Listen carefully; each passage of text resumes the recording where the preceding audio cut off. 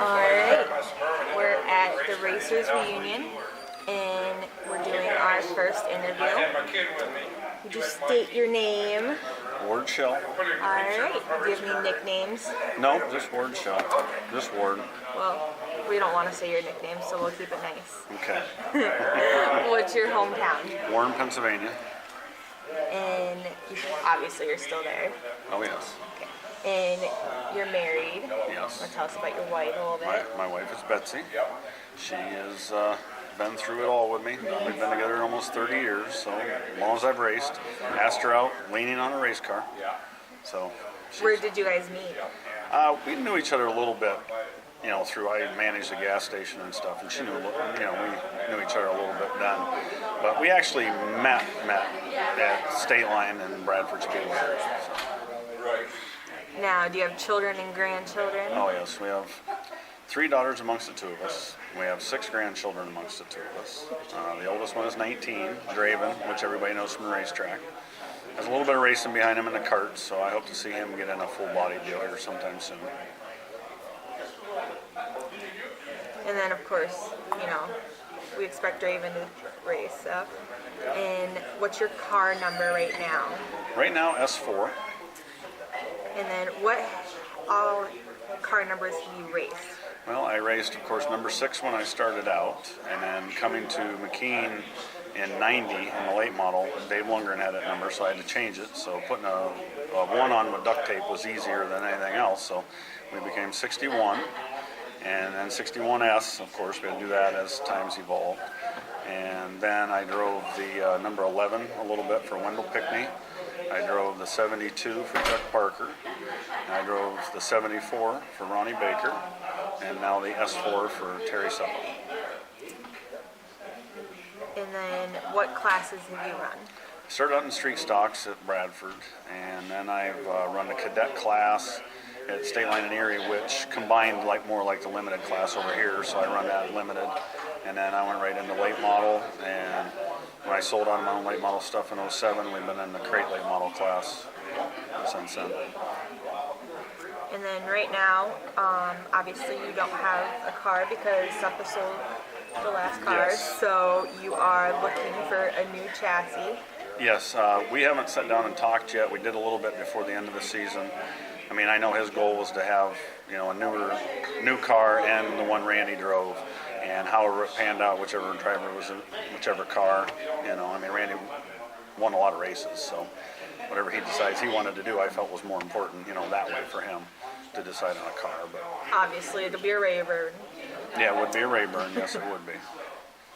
And then what track do you consider your home track? Home track for me has always been McKean County, just because I went there when it was tough running the late model ranks at State Line when I first went in as a rookie. So I come over to McKean, the car counts weren't as high, you were able to race, get time under your belt. So McKean's always been home to me.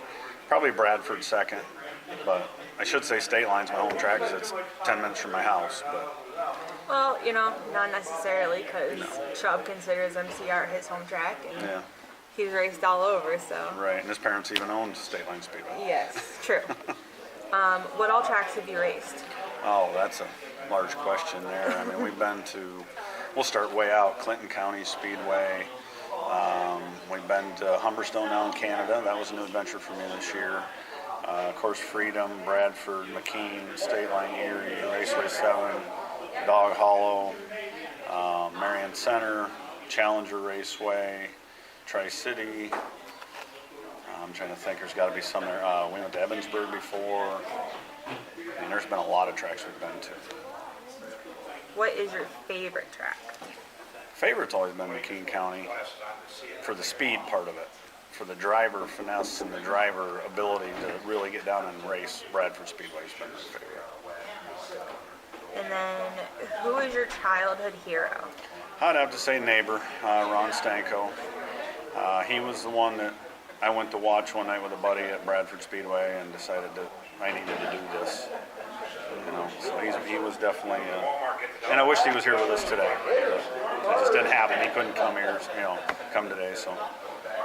Well, hopefully next time around we'll get him here. Oh yeah. Now, how did you get into racing? that was pretty much it.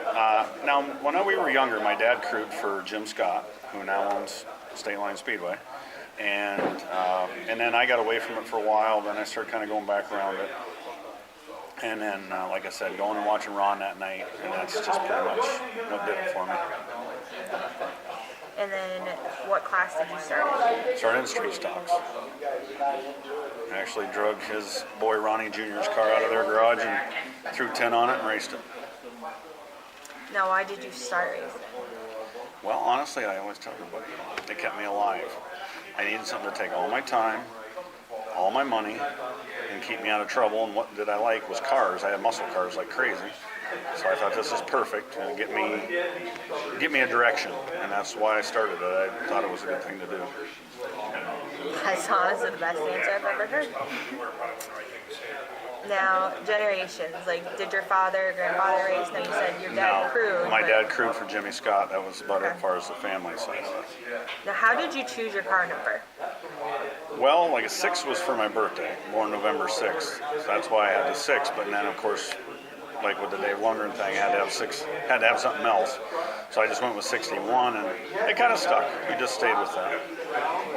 And then obviously the other numbers were the car's owners. Right. What is the best time you've ever had in racing? Best time ever in racing?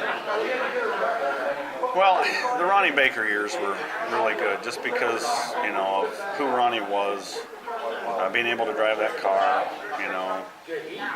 And I guess it was just easier for me. I went into it with nothing in it, no dog in the, you know. I just went in and raced, and we just had a good time. We had good success together, you know. And I enjoyed that time.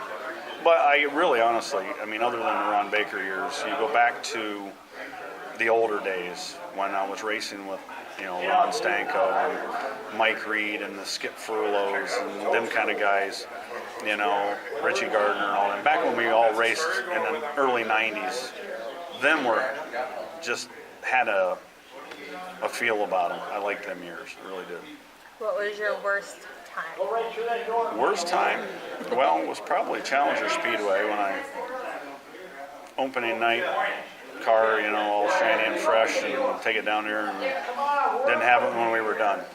You know, so we wrecked, flopped down the front stretch. That was a bad night. How many wins do you have? Do you know? Well, as far as feature wins, I only have 5, believe it or not, just 5. As far as heats and B-mains and things like that, who knows? I mean, a lot. And I've always looked at, yeah, the wins would be nice. It was hard in the late models to get wins. You know, I mean, if you run in the top 5 or top 10 in the late model class around here, you got to consider that pretty good, you know.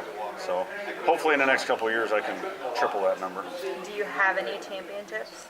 Just the one at Bradford Speedway with Ronnie Baker in 2013. And then when was your first win? First win was in 1991 at Sportsman Speedway. That's a track I forgot when you asked me about tracks. Sportsman Speedway in Knox, PA. And then when, obviously your first championship was with Baker. Yes. Do you have plans to change, move up in class, anything like that? No, I'm pretty comfortable. I mean, the crate class, I mean, I'd love to be back in super rates. The crate class, I don't know if it's because, you know, we got older veterans in there, younger kids coming in that come straight from, you know, they didn't earn their way. I don't want to say they didn't earn their way, but they didn't come up through street stock, limited late, E-mod, you know.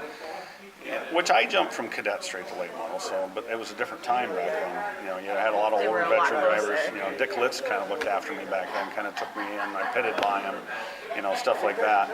But the cars were a lot closer back then too. Yeah, things were a little different. But it just seems like right now it's a lot of damage, a lot of work. You know, I would really like to get back into the super lace. It doesn't seem as like there's as much, how did I word it the other day, carnage going on. But there's a lot of crate late models in each race too, so there's a lot to do with it. Plus we're all under the same motor, so we're all under a blanket anyways. What do you see in your racing future? My racing future, I'd just like to stay involved regionally, you know, run the crate class, super late class, whatever I can do. You know, I don't know how many more years I'll do it, you know. I'm 50 now, so You know, Baker ran until he was 74, so I guess I can put my wine in and put another quarter century in. But, you know, so, yeah, not really sure. What do you think racing needs to move forward in the future? Honestly, the industry needs to slow it down. If the industry keeps providing all the new technology and expensive technology, us racers are going to keep buying it to be faster and beat the next guy.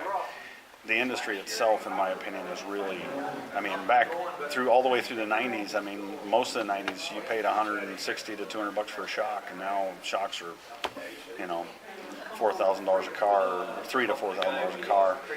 The motors are really expensive, especially in the super late stuff. The crate stuff, yeah, okay, they're, you know, everybody says they're going to go crate racing for $5,500. Well, by the time it's racing, you got 85 to $9 grand in it, and we're racing for money that we raced for in the late 80s and early 90s. You know, so the pay doesn't really offset the cost. And I know the promoters can't do much about that either. I mean, they're limited to what they can do too.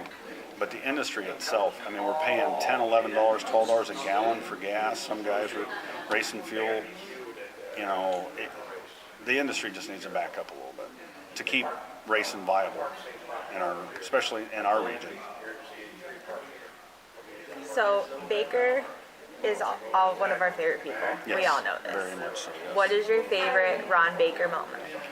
Oh, God, there's a lot of favorite Ron Baker moments. I was fired a lot, just so you Well, know. yeah, we all were. I got fired a lot. I think just winning races, having him stand there with me, winning the championship with him were my favorite moments. Like I said, the guy ran around for 9 weeks with a catheter in him, and we were at every race. We run 6 straight races in 1 week. You know, I mean, we broke an engine in that. We had a new engine in the car for, you know, I mean, the guy was tremendous when it come to that. You know, so I don't know if there's one favorite moment in that 3 years, but What's the thing you missed most about Baker? just the air he brought to it. You know, the people that would come see him, and, you know, the run it like you stole it kid and stuff like that. And, you know, I know you guys missed the hugs and all that stuff. And The magic of Baker. the magic. He definitely brought an air to it that was, you know, pretty cool. It was pretty cool. Well, thank you very much for sitting down with us and giving us this interview. And hey, I appreciate it, and keep doing what you're doing. There ain't anybody that loves this sport more than you do. And to do this, you know, this is your first one. Keep doing this. Get us guys all back together. Get us talking about what made us do this for 30 years. Because a lot of us, you know, I mean, I look back, you know, Mike Wonderling's here, John Haggerty's here, you know, guys like that, Jerry McKernan's here. These are all guys that I raced with 20 years ago. How many years have you been in racing? I've been in racing 29 years. You know, and it doesn't feel like I've been in it that long. I still feel like I'm one of the kids, but I'm a veteran of it, you know, so. Well, compared to Chuck McKernan, you kind of are a kid. Yeah. But yeah. Yeah, very true. So, and he's here. Yes, he so, is here. You know, and that's so. awesome. And I wish, you know, Ronnie Baker could be here and people like that. So. He's here. Don't worry No, about there's it. no He's doubt. here. Well, thank you. Thank you.